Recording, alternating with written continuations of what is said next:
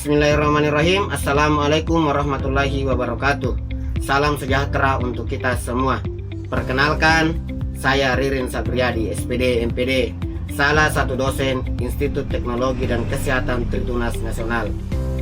Perkenankan saya menjelaskan salah satu mata kuliah yang saya ampu, yaitu mata kuliah Bahasa Indonesia dengan menggunakan metode DEA. Delivery, cara dosen menyampaikan materi mata kuliah, termasuk ceramah, diskusi, demonstrasi, penggunaan media atau teknologi pembelajaran, serta penyusunan modul atau materi yang jelas dan terstruktur. Interaction adalah cara menjawab pertanyaan mahasiswa, memberikan klarifikasi, memfasilitasi diskusi, penyusunan modul, materi, atau membimbing pemahaman konsep. Yang ketiga, assessment, yaitu evaluasi efektivitas pengajaran dan interaksi dengan menggunakan instrumen penilaian dengan tujuan memastikan mahasiswa aktif terlibat memahami materi dan dosen lebih efektif dalam menyampaikan dan menyesuaikan pengajaran. Mata kuliah Bahasa Indonesia terdiri dari 2 SKS yang diajarkan di semester 1. Selanjutnya, deskripsi singkat mata kuliah Bahasa Indonesia yaitu adalah bagaimana mempelajari tentang sejarah, kedudukan dan fungsi bahasa Indonesia, membaca kritik, karakteristik bahasa Indonesia ilmiah, ejaan yang disempurnakan, karya ilmiah, penulisan proposal, artikel dan makalah, penyuntingan, pengutipan dan daftar rujukan, dan yang terakhir adalah presentasi. Mata kuliah ini ditempuh selama 16 kali pertemuan yang terdiri dari 14 kali teori, 1 kali ujian tengah semester, dan 1 kali ujian akhir semester. Pertama, membahas tentang sejarah, kedudukan, dan fungsi bahasa Indonesia. Kedua, membahas terkait dengan persoalan membaca kritis dan menjelaskan fungsi dan teknik membaca kritis dalam bentuk produk. Yang ketiga adalah memahami karakteristik bahasa Indonesia ilmiah. Yang keempat, menghasilkan analisis penggunaan ejaan, pilihan kata, kalimat, dan paragraf bahasa Indonesia yang disajikan dalam bentuk produk. Yang kelima adalah analisis penggunaan ejaan, pilihan kata, kalimat, dan paragraf bahasa Indonesia. Yang keenam adalah penggunaan ejaan, pilihan kata, kalimat, dan paragraf bahasa Indonesia. Ketujuh adalah analisis penggunaan ejaan pilihan kata, paragraf yang disajikan dalam bentuk produk. Yang kedelapan, UTS. 9, memahami pengertian dan jenis karya ilmiah. Yang ke-10, memahami etika dan plagiasi dalam karya ilmiah. Yang ke-11, memahami penulisan proposal, laporan, dan artikel. Yang ke-12, menyusun daftar rujukan dan teknik pengutipan.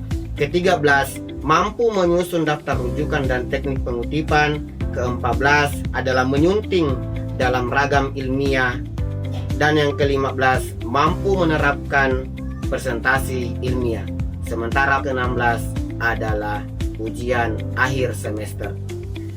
Adapun metode pembelajaran di kelas yang sering digunakan, yang pertama adalah contextual learning, yang kedua adalah cooperative learning, yang ketiga adalah collaborative learning, dan yang terakhir adalah small group discussion. Referensi yang digunakan dalam mata kuliah ini adalah buku dan artikel yang relevan 5 tahun terakhir. Demikian deskripsi mata kuliah ini. Selanjutnya video pembelajaran pertemuan saya. Selamat menyaksikan. Warahmatullahi wabarakatuh. Waalaikumsalam warahmatullahi wabarakatuh. Selamat pagi. Pagi, Pak. Oke, baik. Ya, masih semangat ya. Masih. Oke, jadi hari ini kita akan belajar bahasa Indonesia. Ini adalah pertemuan kedua kita. Di pertemuan pertama kita sudah membahas kontrak perkuliahan, dan sekarang kita akan masuk di materi pertama di mata kuliah Bahasa Indonesia, yaitu tentang sejarah singkat kedudukan dan fungsi bahasa Indonesia. Jadi ini adalah pengantar awal mata kuliah bahasa Indonesia. Jadi dari sini nanti kita akan berangkat dan membawa kita ke materi-materi selanjutnya. Sebelum itu saya mau absen dulu. Ada yang tidak hadir? Ada Pak. Siapa yang tidak hadir? Nadila ya. Sudah minta izin ya Nadila sama sekretaris prodi sudah? Sudah Pak. Oke, baik. Yang lain hadir semua ya? Ya Pak. Oke. Sebelum kita memulai pelajaran kita pada hari ini, alangkah lebih baiknya kita berdoa dulu ya. Berdoa menurut kepercayaan dan agama kita masing-masing. Berdoa dimulai. Amin. Oke. Sekarang sebelum kita masuk di materi ini, ada yang tahu apa itu sejarah? Ada yang tahu apa itu sejarah? Apa? Ya, bagus ya. Jadi sejarah itu adalah masa lampau, sesuatu hal yang sudah terjadi. Masa lalu ya, masa lalu itu adalah sejarah. Jadi kita akan berbicara terkait dengan persoalan bagaimana sejarahnya bahasa Indonesia. Mengapa tiba-tiba ada bahasa Indonesia di negeri kita dan mengapa dijadikan sebagai bahasa persatuan. Itu yang akan kita bahas. Bagaimana kedudukannya dan apa fungsinya. Kalau fungsi itu kata lain dari perannya, apa peran bahasa Indonesia. Oke. Kita akan bahas dulu pertama. Ini ada sebelum kita ke sana ada beberapa pertanyaan yang akan muncul. Yang pertama, apa itu bahasa? Yang kedua, bahasa apa saja yang Anda kuasai? Ada bahasa berapa yang Anda kuasai? Dua. Yang pertama bahasa apa? Bahasa Indonesia. Yang kedua bahasa Inggris. Masya Allah. Jadi ada bahasa apa? Bahasa daerah. Ya, jadi bahasa daerah itu biasa disebut sebagai bahasa ibu. Ya, bahasa ibu, bahasa yang paling pertama dikuasai oleh manusia itu adalah bahasa ibu. Kalau ibunya menggunakan, orang tuanya menggunakan bahasa Bugis, maka itu adalah bahasa ibunya. Tapi kalau orang tuanya menggunakan bahasa Indonesia, itu yang menjadi bahasa ibunya, ya, menjadi bahasa pertamanya. Terus yang kedua, seberapa dekatnya Anda dengan bahasa Indonesia? Kalian di kesana kalian menggunakan bahasa apa? Bahasa Indonesia ya? Ya, jadi sangat dekat. Nah, pertanyaan yang paling pertama, apa itu bahasa? Ya, jadi bahasa itu adalah suatu hal yang kita pelajari secara sadar yang akan membantu kita untuk berkomunikasi dengan orang lain. Itulah bahasa. Ya, jadi bahasa itu bukan alat komunikasi, bukan. Alat komunikasi itu adalah sesuatu hal yang menjadi media. Bahasa Indonesia itu adalah komunikasinya, bagaimana cara kita berkomunikasi. Itulah bahasa. Ya, makanya ada yang dikatakan body language, bahasa tubuh. Orang bisa berbahasa tanpa harus mengeluarkan kata-kata. Ya, contoh misalnya kalau orang lagi pelototi orang, nah, itu marah, bisa jadi marah. Atau misalnya orang lagi merenung, sedih, orang tahu oh ini lagi sedih. Ya, orang sudah paham ya. Contoh misalnya kalau saya punya meja, terus saya tunjuk kamu, saya suruh keluar. Nah, itu artinya kalian paham, oh saya disuruh keluar ini. Padahal saya belum mengeluarkan kata sedikit pun. Itulah yang dikatakan body language atau bahasa tubuh. Nah, ini yang akan menjadi pertanyaan menarik. Kapan bahasa Indonesia lahir? Nah, di sini ada beberapa pernyataan. Yang pertama, masih ingat kalian dengan pernyataan ini? Kami putra dan putri Indonesia mengaku bertumpah darah satu. Ini adalah teks aslinya ya, naskah aslinya dengan tulisan ejaan yang disempurnakan pada saat itu. Ya, mengaku berbangsa satu, berbahasa satu, bahasa persatuan bahasa Indonesia. Ini naskah apa? Naskah Sumpah Pemuda. Jadi dapat disimpulkan bahwa bahasa Indonesia dinyatakan lahir bertepatan pada tanggal 28 Oktober 1928. Ya, jadi bertepatan lahirnya bahasa Indonesia bertepatan pada Sumpah Pemuda tanggal 28 Oktober 1928. Yang kedua, adanya bulan bahasa di bulan Oktober. Ya, jadi di bulan Oktober itu satu bulan full itu dikatakan sebagai bulan bahasa. Ya, karena bulan lahirnya bahasa Indonesia. Dan yang ketiga, awalnya dari bahasa Melayu serumpun dengan Malaysia. Jadi dulu cikal bakal bahasa Indonesia itu adalah bahasa Melayu, ya, bahasa Melayu. Nah, di sini kita akan bicara terkait dengan persoalan kedudukan bahasa Indonesia, ya.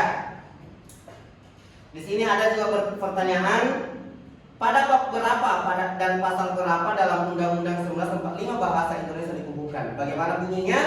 Jadi di kedudukan bahasa Indonesia ada pasal 15, ya, bab 15 pasal 36, bahasa negara adalah bahasa Indonesia.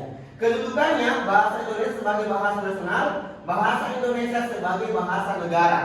Jadi ketika ada kegiatan-kegiatan formal, contoh misalnya rapat akademik, perkuliahan, itu pengantarnya harus menggunakan bahasa Indonesia. Mengapa dikatakan seperti itu? Karena Indonesia diatur dengan beberapa hukum terkait dengan persoalan hukum bahasa. Jadi bahasa kedudukannya sebagai bahasa nasional. Ketika ada rapat-rapat kenegaraan, itu harus menggunakan bahasa Indonesia. Nah, jadi bahasa nasional bersumber pada Sumpah Pemuda, ya, seperti yang tadi saya katakan sebelumnya. Terus bahasa negara bersumber pada Undang-Undang Dasar 1945. Contoh misalnya, kalian jurusan yang berbeda, buat apa belajar bahasa Indonesia? Padahal bukan jurusan kalian, tapi karena bahasa Indonesia memiliki kedudukan tertinggi dalam negara ini, untuk menghormati itu kita harus belajar bahasa Indonesia. Jadi semua jurusan di fakultas apapun itu namanya, tetap harus belajar bahasa Indonesia. Oke, selanjutnya ada Undang-Undang Nomor 24 Tahun 2009. Isinya tentang bendera, bahasa, dan lambang negara, serta lagu kebangsaan. Nah, ini asas pokoknya. Ada bendera, jadi bendera tidak boleh dibalik karena diatur dalam undang-undang. Bahasa Indonesia. Ini banyak yang mengatakan bahasa Indonesia itu yang mana? Ya, apakah bahasa Indonesia versi orang Makassar, bahasa Indonesia versi orang Jawa, atau bahasa Indonesia versi orang Batak? Beda-beda kan itu? Ya, makanya diatur dengan bahasa tulis. Nanti kita perhatikan terkait dengan persoalan bahasa lisan dan bahasa tulis. Selanjutnya, bahasa Indonesia sebagai bahasa resmi. Ini di pasal 25 ayat 3, bahasa Indonesia sebagai bahasa resmi negara sebagaimana dimaksud pada ayat pertama. Berfungsi sebagai bahasa resmi kenegaraan, kalian boleh baca sendiri. Terus yang kedua, nah ini bahasa Indonesia, penggunaan bahasa Indonesia bahasa tulis. Ini wajib digunakan dalam nota kesepahaman atau perjanjian yang melibatkan lembaga negara. Jadi harus menggunakan bahasa resmi. Ya, terkait dengan surat resmi, terkait dengan surat penelitian, nanti kalau kalian mau meneliti, itu harus menggunakan bahasa resmi. Tidak boleh menggunakan dialek-dialek bahasa daerah. Ya. Terus selanjutnya, ini pasal 34, mahasiswa wajib digunakan dalam laporan setiap lembaga.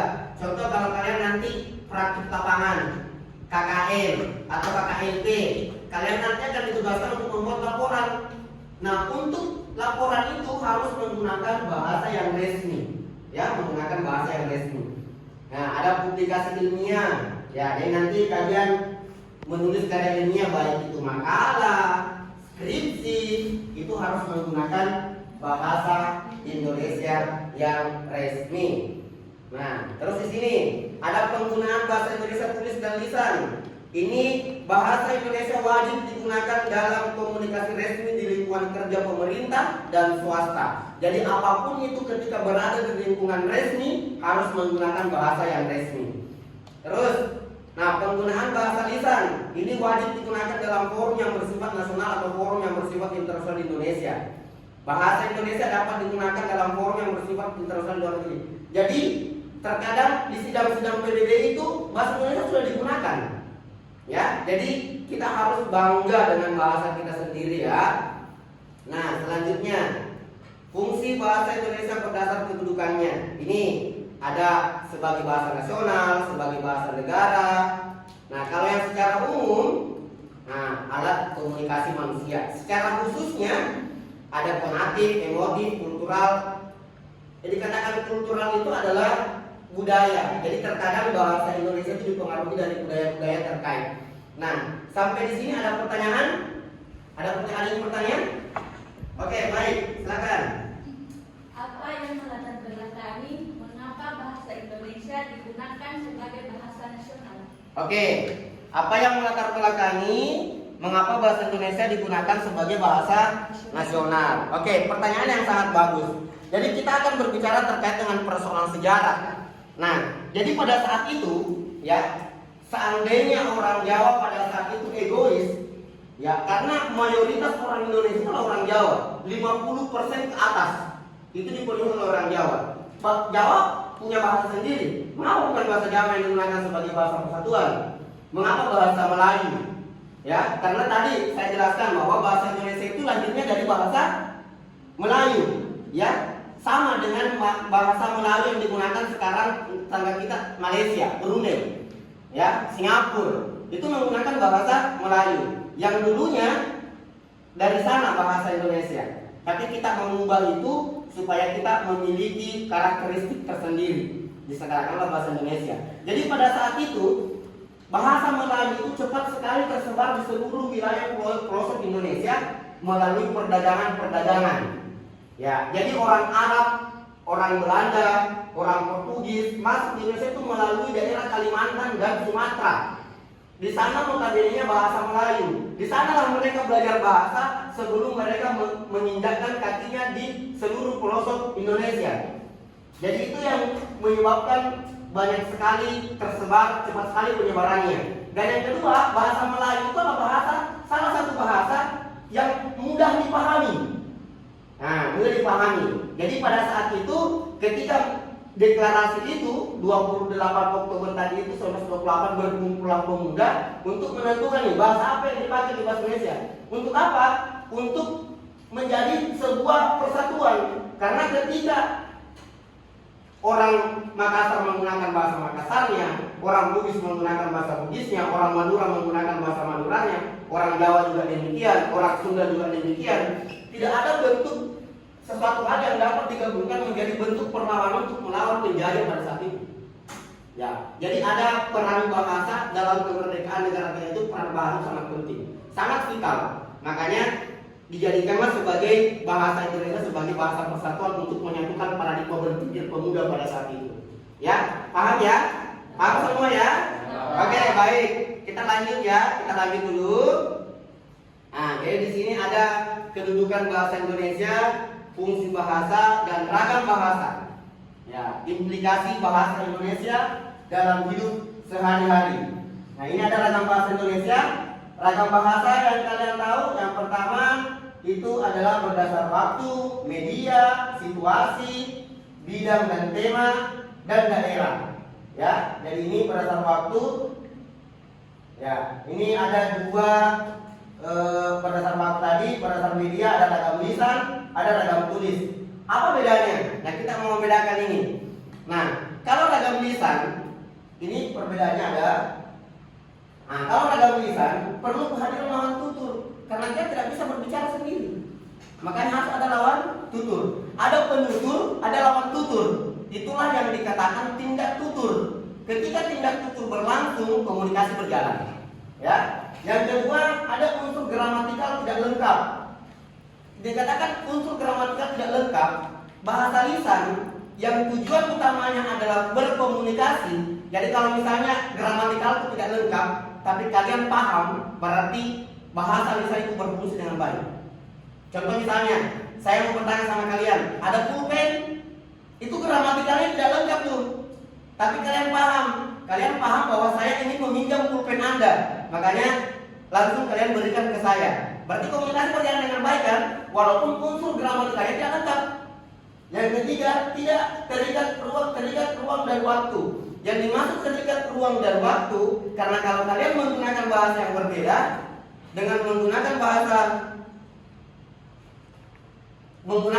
yang berbeda dengan menggunakan bahasa yang lain, itu tidak sinkron, makanya tidak sesuai. Terus selanjutnya dipengaruhi pengkuasi jeda dan ritme suara. Yang dikatakan pengkuasi dengan jeda itu, makanya kita tahu orang lagi sedang bersedih, bagaimana nada suaranya, Orang lagi bahagia bagaimana ada suaranya, ekspresi mukanya seperti apa, itu semuanya masuk dalam ragam lisan. Nah kalau ragam tulis, tidak perlu kehadiran lawan tidak tutur, tidak perlu, kita bisa menulis sendiri tanpa harus ada itu. Unsur gramatikalnya harus lengkap. Makanya diatur dalam ejaan yang disempurnakan yang sekarang berubah menjadi PUED, Pedoman Umum Ejaan Bahasa Indonesia, yang dulu disebut EYD, sekarang sudah berubah lagi. Tidak terikat ruang dan waktu, dipengaruhi oleh tanda baca ejaan. Ya, kalau misalnya kita menyuruh pembaca untuk jeda sedikit, diberikan tanda koma. Ya, kalau bertanya diberikan tanda tanya. Kalau memberikan diberikan tanda seru. Jadi dipengaruhi oleh tanda baca. Paham sampai sini? Ya. Selanjutnya berdasarkan situasi. Nah ini berdasarkan situasi, ragam resmi, formal, ilmiah. Ragam tidak resmi, informal, kasual, ragam akrab, intim, dan ragam konsultatif. Sampai di sini ada pertanyaan? Ada pertanyaan? Sampai di sini? Kalau belum ada kita lanjut ya. Nah, selanjutnya kita sebut dulu ragam ilmiah. Nah ini, ragam ilmiah. Jadi ragam ilmiah itu ada lisan dan tulis. Lisan bunyi bahasa Indonesia yang bebas pengaruh dialek dan logam. Ya, ini bunyi bahasa Indonesia yang bebas pengaruh. Yang tulis digunakan untuk keperluan ilmiah atau akademik, diatur oleh aturan ilmiah, ejaan, diksi, kalimat, dan kata tulis baku. Nah, kalau ragam ilmiah harus seperti ini, maupun lisan tidak boleh dipengaruhi oleh dialek daerah. Bagaimana orang Makassar menggunakan bahasa Indonesia itu tidak boleh kalau ragam resmi. Nah, beda lagi nanti kalau misalnya ada ragam non ilmiah. Nah ini, kalau ini ragam non ilmiah, percakapan kesadaran yang bebas aturan. Jadi kalau di pasar kalian tidak usah menggunakan bahasa resmi. Ya contoh misalnya kalau kalian ke pasar, masuk di pasar, ketemu sama tukang sayur. Bapak tukang sayur, berapa harga sayur bapak? Ya, orang ini butuh kecepatan di dalam pembelajaran, langsung bertanya saja, berapa harganya pak? Tak berapa ini? Nah, itu adalah ragam non ilmiah. Apakah itu bahasa yang baik? Apakah itu bahasa yang baik? Bahasa yang baik, tapi tidak benar. Makanya ada katakan bahasa yang baik dan benar, ada katakan bahasa yang tidak baik dan benar, ada yang katakan bahasa yang benar tapi tidak baik. Bagaimana katakan bahasa yang benar tapi tidak baik? Bahasa yang benar tapi tidak baik itu adalah bahasa ragam ilmiah yang digunakan dalam percakapan kesehari-hari. Itu benar, tapi tidak baik penggunaannya karena tidak sesuai dengan konteks yang sedang berlaku. Ya, contoh misalnya kayak bahasa-bahasa seperti ini, sobat gitu loh, ya. Nah, simak. Nah ini berbahasa Indonesia yang baik dan benar, bahasa Indonesia baik, nilai rasa tepat sesuai konteks situasi pemakaiannya. Ya, seperti yang saya jelaskan tadi. Apakah ini sobat gitu adalah bahasa yang baik? Bahasa yang baik, tapi tidak benar. Kalau kita berkaca terkait dengan persoalan ragam ilmiah. Oke, sampai sini ada pertanyaan? Oke, baik, silakan. Jadi pertanyaan saya Pak, apa tantangan perkembangan bahasa Indonesia? Oke, ya.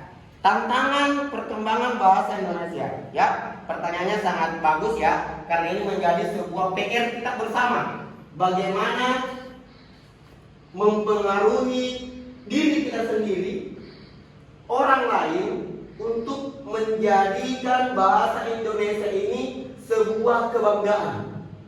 Ini yang menjadi tantangan. Mengapa demikian? Karena di negara kita ini ketika kita melihat orang pintar bercakap bahasa Inggris, kita selalu termenung, pintarnya, pintar sekali. Padahal dalam konteks bahasa Indonesia tidak ada hubungannya antara pintar dan tidak pintar. Bahasa Indonesia itu adalah sebuah kebiasaan. Orang bule sekecil ini sudah pintar bahasa Inggris. Sekecil ini sudah pintar bahasa Inggris. Mengapa? Karena kesehariannya seperti itu. Coba kasih dia bahasa Makassar atau bahasa Indonesia, dia tidak akan tahu. Jadi bahasa Indonesia itu tidak bergantung dari tingkat kecerdasan seseorang, tapi bergantung pada kebiasaan seseorang. Karena bahasa Indonesia itu adalah sesuatu hal yang sering dibiasakan. Ketika dia terbiasa, saya misalnya bukan orang Makassar, tapi saya sudah tinggal di Makassar selama 12 tahun lamanya. Banyak tidaknya saya paham bahasa Makassar. Walaupun saya belum terlalu fasih untuk mengucapkan itu. Mengapa? Karena saya terbiasa mendengar. Sering mendengar, akhirnya paham. Bahasa seperti itu. Tantangan untuk menghapus tantangan itu adalah bagaimana kita selalu memperdengarkan bahasa Indonesia di dalam kata ilmiah, kita harus menggunakan bahasa Indonesia. Yaitu untuk menghapus tantangannya. Paham ya? Nah, sekarang saya akan berikan penugasan kepada kalian. Ya, penugasannya itu adalah silakan kalian mencari studi kasus terkait dengan persoalan penggunaan bahasa ilmiah di dalam ruang-ruang lingkup formal. Contoh misalnya, kalian cari di YouTube terkait dengan persoalan rapat-rapat kenegaraan atau apapun itu modelnya yang harusnya menggunakan bahasa ilmiah, yang menggunakan bahasa resmi. Nah, kalian download itu, video itu, setelah itu kalian menganalisis bahasanya. Apakah bahasanya sudah benar? Sudah sesuai dengan kaidah? Kalau belum, ditulis pembenarannya. Ini harusnya dikatakan ini, yang harusnya menggunakan bahasa ini.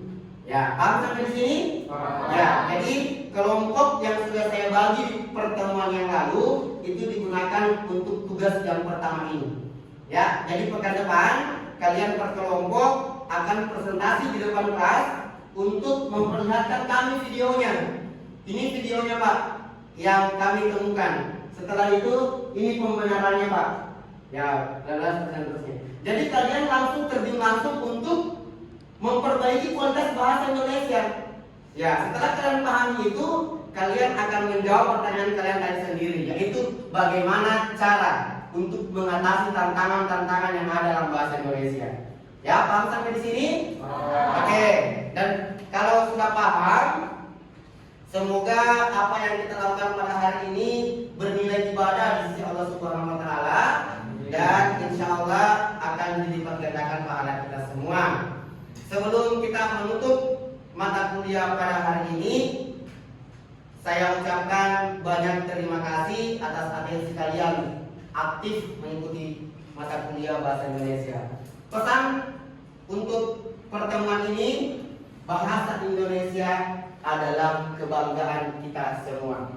Billahi taufiq, fastabiqul khairat.